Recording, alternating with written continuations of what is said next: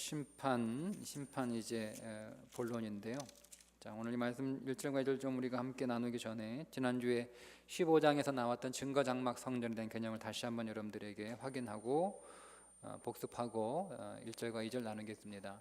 증거 장막 성전이 뭐냐? 증거 장막 성전 개념을 좀 여러분 잡으셔야 되는데, 증거 장막 성전이라고 부르는 이유가 있어요. 이게 성전인데 왜 성전을 증거 장막이라고 부르냐 하는 거예요. 성전 그렇게 부르면 되잖아요. 교회 그렇게 하면 되잖아요.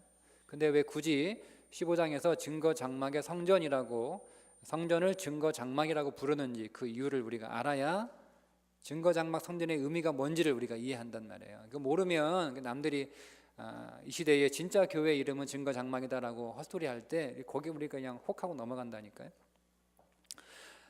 증거 장막은 증거궤와 증거판이 들어있는 성전을 증거 장막 성전이라고 불렀어요. 근데 증거판은 그 십계명 돌판이고요, 증거궤는 그 돌판이 들어있는 법궤입니다. 그러면 돌판 이렇게 부르면 되잖아요. 근데 그걸 증거판이라고 불렀단 말이에요. 법궤라고 부른단 말이에요, 다른 데서. 근데 왜 그거를 굳이 증거궤라고 부르냐 이거예요. 그러니까 법궤를 증거판이라고 부르고 법궤를 증거궤라고 부르고 돌판을 증거판이라고 부르는 이유가 있죠. 그건 뭐냐면 법궤와 돌판의 어떤 기능을 강조할 때 그렇게 부르는 거예요. 그러니까 증거판, 증거궤라고 할 때 그 법궤와 돌판의 기능이 하나님의 공의와 하나님의 심판을 강조할 때 그렇게 부릅니다. 하나님의 공의와 하나님의 심판, 그리고 하나님의 사랑과 하나님의 용서를 강조할 때 법궤를 증거궤라고 부르고 돌판을 증거판이라고 부르는 거예요. 그래서 그렇게 불리는 증거판과 증거궤가 있는 성전을 증거 장막 성전이라고 부르는 거예요. 그러니까 증거 장막 성전이라고 얘기할 때 그 증거 장막 성전의 역할이 뭐라는 거죠? 하나님의 공의, 하나님의 심판이 강조될 때 하나님의 공의와 하나님의 심판이 성전을 통해서 나타날 때 그 성전을 증거 장막 성전이라고 부르는 거예요. 하나님의 사랑과 하나님의 용서, 하나님의 심판과 하나님의 공의가 펼쳐질 때 그 반대편에서는 하나님의 사랑과 하나님의 용서가 나타날 거 아니에요, 그죠? 그렇게 하나님의 사랑과 하나님의 용서가 강조될 때 그것이 교회를 통해서 교회로부터 하나님이 드러내시는데, 그 하나님의 공의와 하나님의 사랑, 하나님의 심판과 하나님의 용서를 강조할 때 그래서 증거 장막 성전이라고 부르는 거예요. 그것이 신약에서 예수님이 교회 이름을 증거 장막이라고 붙여주셨다라고 해석하면 성경을 아주 잘못 보는 거예요. 무식하게 보는 거예요. 여러분, 그래서 지금 요한계시록 15장, 16장 쭉 이어지는 내용이 뭐죠? 하나님이 세상을 심판하신다라는 거예요. 그 하나님의 세상을 심판하시는데 그 심판하는 무리 가운데 하나님의 사랑과 하나님의 용서를 받은 무리가 있다라는 거죠. 그게 우리라는 거, 그죠? 예. 그러니까 하나님의 세상을 심판하시지만 하나님의 공의의 심판을 받는 무리가 있고, 그 반면에 하나님의 사랑과 하나님의 용서받는, 그래서 구원받는 무리가 있다라는 것을 강조하니까 지금 요한계시록 지금 15장 16장 쭉 이어지는 계속되는 내용의 핵심이 뭐예요? 하나님의 세상을 심판하신다. 그 가운데 하나님의 그 심판으로부터 벗어난 구원받은 무리가 있다라는 것을 지금 계속 강조하고 있잖아요, 그죠? 그 요한계시록 내용의 전체 핵심 아니에요. 그러니까 요한계시록에서 그 하나님의 성전을 증거 장막 성전이라고 부르는 거예요. 이해되시죠? 그런 개념을 여러분 갖고 증거 장막 성전이, 그러니까 우리 제일교회를 제일교회라고 부르지 않고 뭐 증거 장막 제일교회 이렇게 불러도 부르지 않아도 관계 없다는 거예요. 꼭 그렇게 부르든가 뭐 진짜 교회가 아니라는 거죠. 여러분, 이제 누가 그렇게 얘기하면 이제 그렇게 말씀하시면 됩니다. 무식한 사람들아 성경 보자라고 펼쳐놓고 하시면 되는 거예요. 자, 이제부터 본격적인 7 대접 재앙이 이제 시작이 되는데 16장에서 1절과 2절만 좀 볼게요. 우선 이 대접 재앙의 성격과 본질이 뭐냐, 우리가 이해를 하고 넘어가셔야 되는데요. 우리가 이 대접 재앙에 오기까지 제일 먼저 인해 재앙이 있었고, 그 다음에 나팔 재앙이 있었고, 그 다음에 대접 재앙이 있단 말이에요. 근데 이 인해재앙, 나팔재앙, 대접재앙이 서로 다른 거냐? 아니요, 같은 거예요. 같은 거. 이걸 우리가 잘못 이해하면 제일 먼저 인해재앙이 오고 그 다음에 대접재앙이 오고 그 다음에 나팔재앙이 오고 그 다음에 대접재앙이 오는 게 아니냐라고 성경을 볼 수 있단 말이에요. 아니요, 똑같은 재앙을 서로 다르게 설명했을 뿐이에요. 다 같은 재앙이에요. 그러니까 순서적으로 오는 재앙이 아니라 다 같은 재앙을 좀 다르게 표현했을 뿐이다. 그리고 그 재앙이 점점 심화되는 것, 처음엔 3분의 1 이렇게 하다가 지금은 완전히 하나님의 재앙이 임하거든요. 그 재앙이, 똑같은 재앙이 점점 심화되는 것을 말씀하고 있는 것이다라는 거죠. 세대주의자들이 그 하나님의 재앙을 잘못 이해해서 이거를 따로따로 다른 것이고 서로 순서에 의해서 온다라고 얘기를 하고요. 그 세대주의자들이 또 그렇게 휴거를 얘기하거든요. 이게 다 잘못된 해석들이에요. 자, 보세요. 오늘 2절에 보면, 자, 첫째 천사가 그 대접을 어디에 쏟죠? 보세요, 말씀을. 땅에 쏟습니다. 1절에 땅에 쏟으라, 그러니까 2절에 땅에 쏟아요. 이게 첫 번째 대접 재앙이 땅에 쏟아진단 말이에요. 자, 계시록 8장 7절에 보면 나팔 재앙이 나오는데, 그 나팔 재앙이 첫째 천사가 나팔을 부니 피 섞인 우박과 불이 나와서 땅에 쏟아짐에, 어디 쏟아져요? 땅에 쏟아져요. 똑같잖아요. 땅에 쏟아진단 말이에요. 같은 재앙을 말하고 있다라는 거죠. 자, 오늘 3절에 보면, 자, 둘째 천사가 그 대접을 어디에 쏟아요? 바다. 3절, 바다에 쏟음에. 지금 대접이 바다에 쏟아져요. 바다에 쏟아지니까 그 바다가 피같이 된단 말이에요. 자, 그러면 나팔재앙 두 번째, 계시록 8장 8절 9절, 둘째 천사가 나팔을 부니 불붙은 큰 산과 같은 것이 바다에 던져짐에, 바다의 3분의 1이 피가 되고, 똑같죠? 예, 바다에 떨어지고 바다가 피가 된단 말이에요. 똑같단 말이에요. 자, 4절, 셋째 천사가 그 대접을 어디에? 강과 물 근원에, 강하고 물 근원에 쏟아부어요. 그러니 피가 된단 말이에요. 똑같이 나팔재앙 8장 10절, 첫째 천사가 나팔을 부니 횃불같이 타는 금별이 하늘에서 떨어져 강들의 3분의 1과 여러 물샘에 떨어지니, 똑같죠? 똑같이 강하고 물에 떨어진단 말이에요.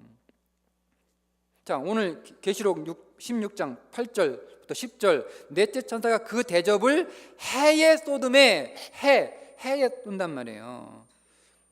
나팔재앙 8장 12절, 넷째 천사가 나팔을 부니 해 3분의 1과 달 3분의 1과 별 3분의 1이 타격을 받아. 똑같잖아요. 그러니까 여러분 그렇게 이해하셔야 돼요.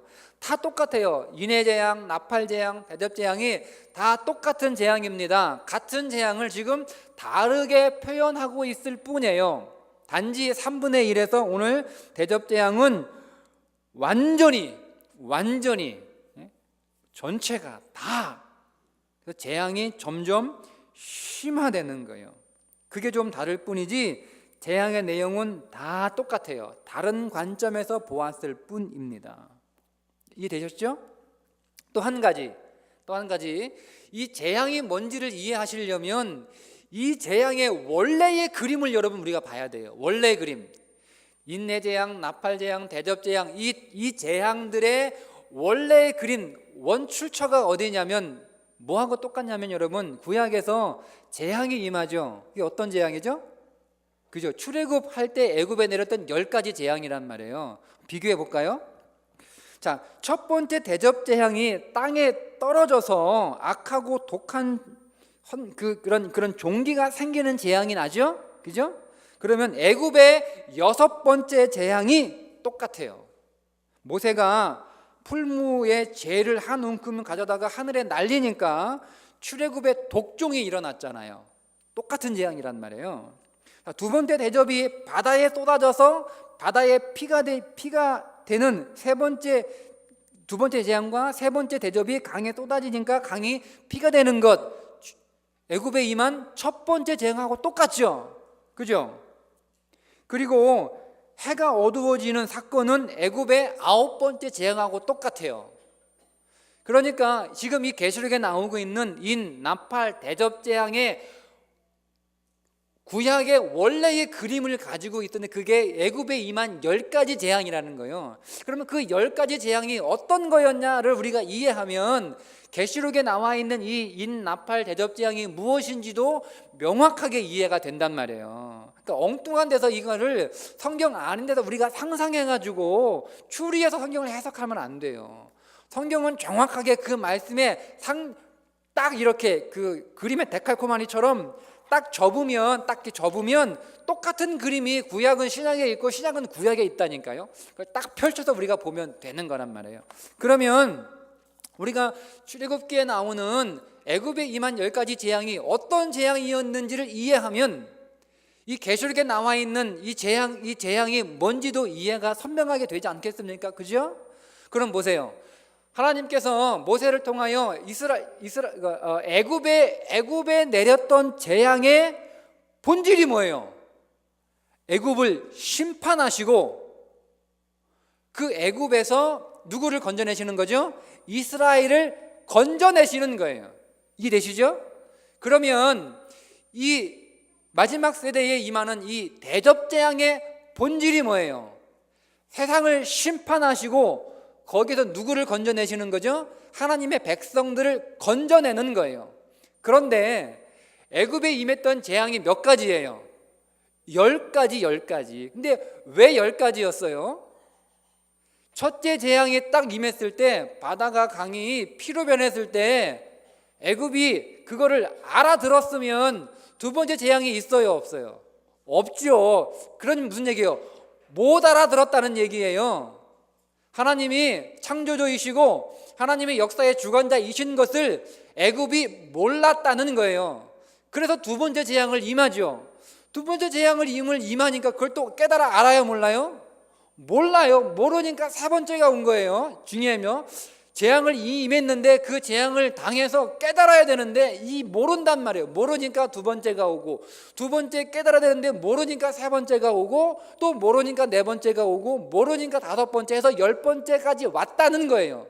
10번째가 마지막 재앙이에요. 결국 마지막에 뭐예요? 심판을 당한단 말이에요. 이게 끝이에요. 10번째 오는 동안 하나님은 인내하시고 기다리시고 경고하시고 가르치신 거예요. 깨닫도록. 그러면 10번째까지 가서 마지막 완전 심판에 다 죽지 않아요. 애굽의 모든 장자가 죽은 건 다 죽었다는 뜻이에요. 장자만 죽이고 나머지는 살려준 게 아니라 다 애굽이 심판을 받았다 이 말입니다. 그럼 무슨 얘기죠? 증거 장막의 성전이 열렸다고 나오죠. 15장에. 그죠? 증거 장막의 성전이 열렸어요. 장막의 성전이 열렸다는 의미는 증거 장막의 성전의 의미가 세상을 향한 하나님의 공의와 하나님의 심판인데 그 장막이 열렸다면 하나님의 공의와 하나님의 심판이 이미 시작되었다라는 의미입니다. 맞죠? 그게 열린 거잖아요. 개봉박두하는 게 딱 열린 거란 말이에요.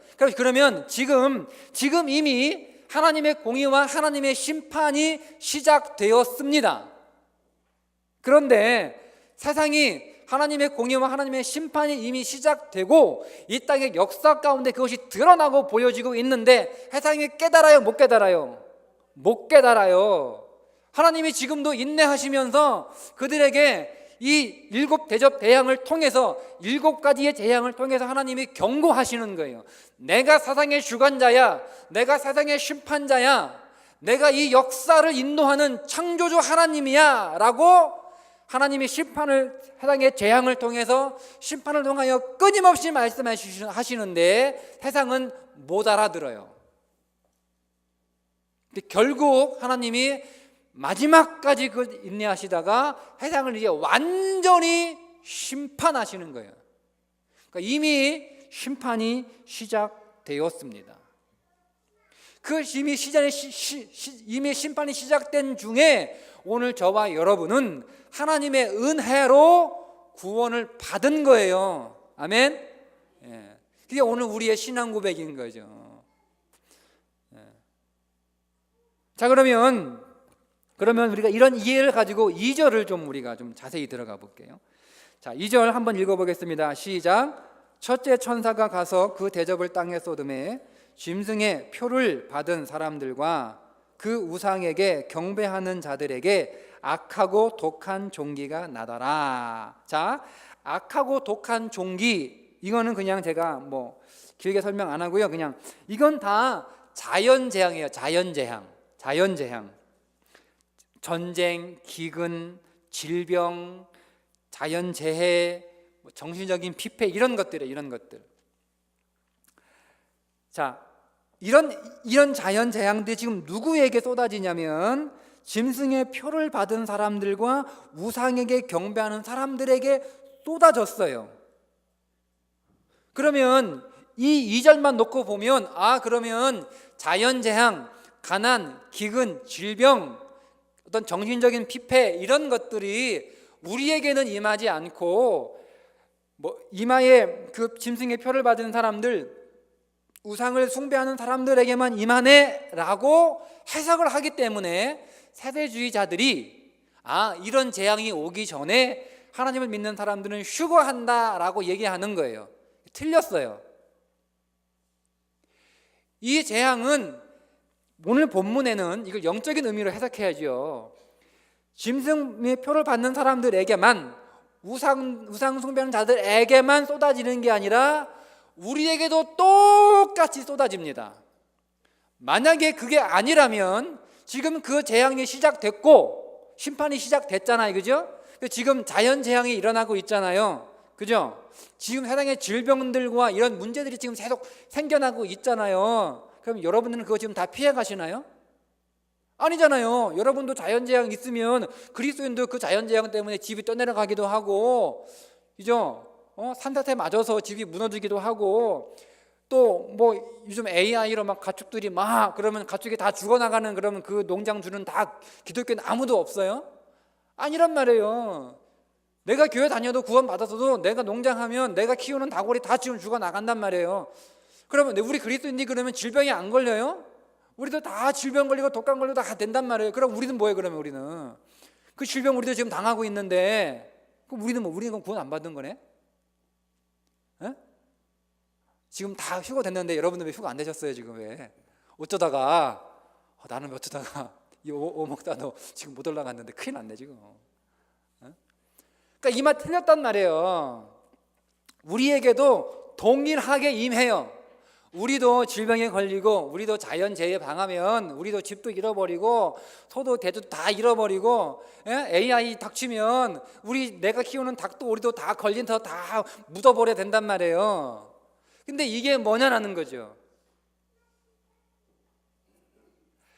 그것이 그리스도 밖에 있는 사람들에게는 정확하게 심판이란 말이에요. 그런데 오늘 우리에게는 그것이 심판이 아니라 그걸 통하여 하나님께서 합력하여 선을 이루시는, 하나님이 오늘 우리를 치유하고 우리를 회복하고 우리를 고치시는 도구로 사용하는 거예요. 하나님 밖에 있는 자들은 그것이 재앙으로만 임하지만, 그 재해나 그 질병이나 그 고난이나 그 아픔들이 그들에게는 완전히 재앙으로만 임하는 거예요. 그런데 그것이 오늘 우리들에게는 뭐로 임한다고요? 재앙이 아니라 하나님이 치유하시고 하나님이 회복하시는, 그런 것들을 통하여 하나님이 합력하여 선을 이루시는 것으로 우리에게 임하신다라는 거죠. 그래서 이것이 모두에게 임하지만 짐승의 표를 받은 자들에게, 우상 숭배하는 자들에게는 그것이 재앙이 된다, 그것이 그들에게는 심판이 된다라는 영적인 의미예요. 이해가 되시죠? 그래서 이런 재앙이 오기 전에 우리 그리스도인들은 먼저 휴가가 된다는 전천년설을 주거하는 세대주의자들의 주장은 틀렸습니다. 성경하고 맞지 않아요. 그리고 이미 그 하나님의 심판과 하나님의 종말은 시작됐다고 내가 이미 요한계시록을 시작할 때부터 말씀을 드렸잖아요. 지금 그 재앙과 심판 가운데 있는 거예요. 근데 세상이 그걸 알아들어야 되는데 그거를 못 알아들어요. 그럼 우리는 그것을 알아들어야 될 거 아니에요. 우리 성도들은 하나님이 이 역사의 주관자이시구나라는 것을 알아들어야 될 거 아닙니까? 하나님이 이 역사를 통치하시는구나라는 것을 우리가 알아들어야 될 거 아니에요. 그럼 우리가 동일한 재앙과 재난과 질병과 가난 속에서 우리는 그런 합력하여 선을 이루시는 그 하나님의 역사를 드러내는 존재로 살아야 하는 것, 그것을 성경이 거룩이라고 얘기하는 거예요. 거룩은 깨끗한 게 아니에요. 그거를 포함하지만 거룩은 본래 의미가 분리되는 거예요. 분리되는 거. 세상에서 분리되는 거예요. 떨어지는 거예요. 자, 그러면 여러분 혹시 제가 한번 주일 오전 예배 설교 가운데 하나님의 심판이 동일하게 이 땅에 임한다. 그런데 그것이 하나님 밖에 있는 자들에게는 심판이고 재앙이지만 하나님의 백성들에게는 치료하는 광선이다라고 했던 설교 기억나시나요? 말라기서를 제가 본문으로 예로 드렸죠. 말라기서 4장 1절에 보세요. 하나님의 심판은 불과 소리로 임합니다. 그러니까 하나님의 임재는 소리로 임재하시는 거예요. 그래서 하나님의 심판이 이 땅에 임하는 것을 사도행전의 마가다락방에 임하는 성령의 임재가 불의 혀 같은, 그리고 바람과 같은 소리라고 나오는 게 이유가 그거예요. 그게 하나님의 임재했다는 거예요. 그 말은 마가다락방에는 하나님의 치유하심으로 임했지만 그게 마가다락방에만 임한 게 아니라 세상에도 임했어요. 마가다락방 밖에도 임했어요. 즉 하나님의 임재가 동시에 임했는데 마가다락방에는 성령의 충만함으로 임했고 세상은 심판으로 임하신 거예요. 그래서 이미 하나님의 심판과 하나님의 공의가 시작된 거죠. 이게 되시죠? 자, 그러면 그것이 뭐냐라는 거예요. 말라기서 4장 1절에 보면 만군의 여호와가 이르노라, 보라 용광로에 불같은 날이, 하나님의 임재예요. 그러면 용광로에 불같은 날이 임하니까 하나님의 심판이 임한 거잖아요. 이르리니 교만한 자와 악을 행하는 자가 다 지푸라기 같을 것이라. 어떻게 되겠어요? 하나님의 불이 임하니까 지푸라기들은 홀랑 타버리는 거예요. 다 아무것도 안 남고. 그 이르는 날에 그들을 태워버린 거예요. 그 뿌리와 가지를 남기지 아니할 것이로되. 하나님의 완전한 심판이에요. 근데 그 불이 똑같이 임했다니까요. 그러면 그 마가다락방에 있는 사람들에게 그 불이 임했단 말이에요. 똑같이, 다른 불이 아니에요. 자, 그러면 그게 2절이죠. 내 이름을 경외하는 너희에게는, 하나님을 예배하는 자들이잖아요. 그죠? 하나님 믿는 자들에게는 공의로운 해가 떠올라서, 불이 임하고 해가 또 떠오르는 게 아니라 그 불이 공의로운 해라는 거예요. 그 불이 공의로운 해가 떠올라서 치료하는 광선을 비추리니, 그 하나님의 심판이, 하나님의 그 심판의 불이 우리에게는 뭐라고요? 치료하는 광선이 되는 거예요. 그게 구원받은 자들에게 임하는 하나님의 사랑과 하나님의 용서라는 거. 동일하게 똑같이 임하지만 그게 우리에게는 치료하는 광선, 자연재해, 가난, 질병, 이런 것들이 세상에 똑같이 임하지만 그것이 그리스도 밖에 있는 자들에게는 그들을 완전히 불살라버리는 심판이지만 그것이 오늘 우리에게는 뭐라고요? 우리를 고치는 거예요. 우리를 치료하는 거예요. 그러면 여러분들이 질병에 걸리고 어떤 재난을 당하고 어떤 어려움을 당하고 어떤 문제가, 그건 우리에게 뭐죠? 나쁜 게 아니라, 이것이 하나님이 나를 치료하는 거구나, 하나님 이걸 나를 고치는 거구나, 나를 더 좋게 만들어 가시는 거구나 라고 보아야 돼요. 그렇게 보고 반응하는 것을 거룩이라고 하는 거예요. 다르잖아요, 구별이. 세상은 그렇게 당하면 다 나 죽었다라고 눈물 흘리고 땅치고 그냥 세상이 끝난 것처럼 그렇게 살아가는데, 똑같이 아프고 똑같이 한다는데 그리스도인들은 그것 때문에 감사하고 기뻐하고 찬양하고 더 하나님 붙들고 하나님 예배하고 기도한단 말이에요. 저들은 우리와 다르네 라고 보여주는 것이 거룩이에요. 우리를 그렇게 하나님이 살아가는 거예요. 그게 증거 장막인, 우리가 성전이니까 우리가 증거 장막이란 말이에요. 그게 증거 장막의 삶입니다. 세상이 우리를 보고 저들은 우리와 다른 애를 보아야 되고, 오늘 우리의 삶을 보고 하나님의 심판과 하나님의 공의가 있구나, 하나님이 정말 살아계시구나를 보여주는 삶을 살아가는 거예요. 그러면 여러분, 우리가 어떻게 살아야 돼요? 지금 하나님의 재앙과 심판이 이미 시작되었을 때, 여러분, 우리가 당하는 그런 인생의 어려움과 고난을 통해서 그것이 빨리 지나가게 해주세요. 이거 끝나게 해주세요. 하나님 여기서 벗어나게 해주세요 라고 기도하는 거는 신앙이 좀 초보자들입니다. 그런 복음의 본질을 잘 모르고 그렇게 기도하는 거예요. 우리는 어떻게 기도해야 되죠? 앞으로 여러분, 우리가 이거를 모르면 야고보가 얘기한 너희 중에 고난당하는 자가 있느냐 기뻐하라고 하는 그 말씀의 의미가 안 깨달아지는 거예요. 그게 이해가 안 되잖아요. 내가 병에 걸렸는데 기뻐하래요. 내가 지금 고난당하는데 인생의 어려운 문제 가운데 있는데 사업이 안 되고 직장이 안 되고 하나가 내 뜻대로 안 되는데 그거 가지고 기뻐하래요. 그게 말이 됩니까? 그게 되나요? 근데 우리는 그렇게 하라는 거죠. 왜? 그것이 오늘 우리에게는 우리를 치료하는 광선이라는 거예요. 그런 것 통해서 여러분들이 치유를 받아야 돼요.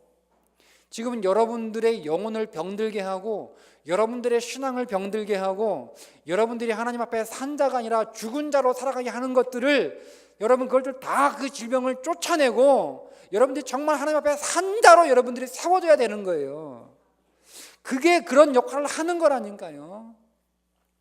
그것 때문에 내가 하나님을 더 찾고 자기를 부인하고 하나님을 더 의지하고 세상을 의지하지 않고 하나님께 소망을 두고 이전에는 하나님을 믿는다고 하지만 내 소망이 하나님께 없었어요. 오히려 세상에 내 소망을 두는 거예요. 하나님 때문에 기뻐하는 게 아니라 돈, 재물, 승진 뭐 이런 거 가지고 늘 기뻐하는 거예요. 내가 애통하고 내가 슬퍼하는 게 내 안에 하나님의 영이 없어서 슬퍼하는 게 아니라 그런 것들이 없어서 슬퍼하는 내 마음을 그걸 통해 하나님 우리에게 고치시는 거죠. 그건 사망으로 가는 길이잖아요. 그건 저주의 길이란 말이에요. 하나님 오늘 우리를 사랑하셔서 하나님 우리를 하나님의 생명으로 이끌어 가시는 거예요. 우리가 그걸 알아야 된단 말이에요. 그러니까 그것이 오늘 우리를 아프지만 그런 아픔을 통해서 오늘 우리 안에 옛사람의 모습들 그것들이 다 떨어져 나가서 내가 온전히 하나님의 사람으로 회복되고 치유되고 온전하게 서가는 거죠. 그거를 알고 그 믿음의 반응을 보이면서 하나님 앞에 기도하는 거예요. 그게 구원받은 자의 삶입니다. 그렇게 우리가 마음의 방향을 딱 정하면 우리가 마음의 방향을 정하는 것만 하면 되는 거예요. 그게 회개잖아요. 회개는요 내 마음의 방향을 하나님의 마음으로 딱 돌리는 거예요. 하나님의 뜻으로 딱 돌리면 그 다음부터는 누가? 하나님이 하시는 거예요. 그 다음부터는 나는 그렇게 방향만 탁 틀어버리면 되는 그게 회개하라입니다. 회개하라. 딱 틀어버리면 그 다음부터 하나님께서 하나님의 성령을 보내셔서 위로부터 임하는 성령입니다. 그 성령이 오늘 우리의 삶 안에 우리를 그렇게 만들어 가시는 거예요. 그걸 은혜라고 하는 거예요. 나는 못하죠. 우리는 못합니다. 우리 안에 그럴 만한 능력이 이만큼도 없어요. 나를 못하는 거예요. 그래서 항복하고 두 손 들고 자기를 부인하고 하나님 앞에 다 이렇게 완전히 두 손을 펴고 하나님 앞에 서면 하나님을 향하여 서면 말씀을 향하여 서면 하나님이 그렇게 만들어 가실 거예요. 그렇게 하나님이 오늘 우리의 삶을 고치실 거란 말이에요. 그런 가정 가운데 하나님이 필요하면 질병 걸린 자들에게 건강을 고쳐주시기도 하는 거예요. 그런 가정 가운데에서 그런 가정 가운데 하나님 우리에게 물질의 결핍이 있으면 그 물질의 결핍을 치유해 주시는 거죠. 그런 가정 가운데 그게 목적은 아니에요. 하나님이 그런 가정 가운데 사업의 어려움 하나님이 열어가시는 거고 취업의 문도 열어가시는 거고 자녀의 문도 하나님이 열어가시는 거예요. 내가 하니까 안 됐는데 하나님이 하시니까 되는구나를 하나님이 우리에게 경험하게 하셔서 앞으로 계속 내 건강의 문제, 내 직장과 사업의 문제, 내 자녀의 문제, 가정의 문제를 하나님이 하시도록 맡기고 하나님의 뜻에 순종하는 삶을 살아가게 하는 것이 하나님이 원하시는 거란 말이죠.